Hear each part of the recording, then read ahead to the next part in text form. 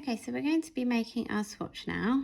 For this I am using, and for this project, and this is the first time that I think you really need to be using the same weight of yarn and hook size as me, so that we end up with the right size headbands. Okay, so I am using a chunky yarn, so it doesn't have to be the exact same one, but I am using Paintbox Simply Chunky, which you can get from lovecrafts.com. I am also using a 6mm hook. Okay, so I'm going to chain 17 chains. So I want you to do exactly the same. So put a slip knot on your hook and then chain 17, 13, 14, 15, 16, 17. So then we are going to do a half double crochet into the second chain from the hook. So not that one, the second one.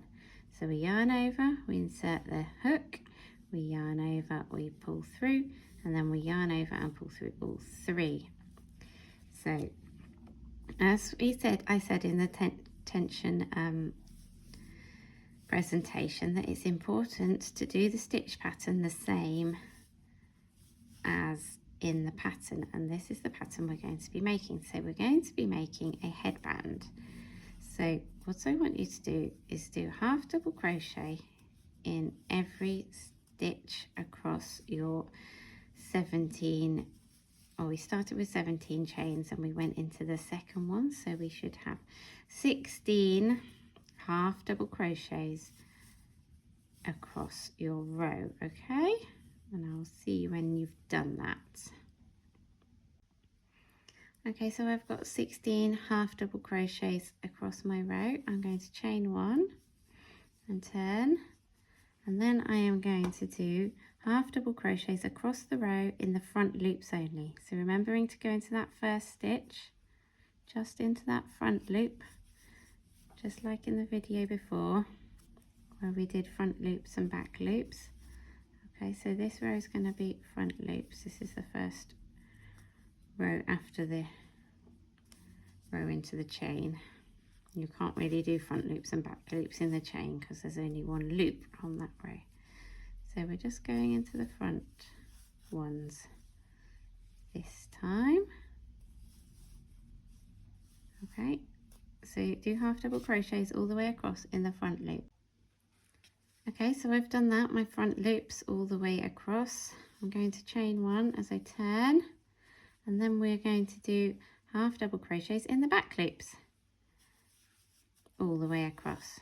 Okay, so remember which is the back one, the one furthest away from you with the yarn looking at you. Ooh.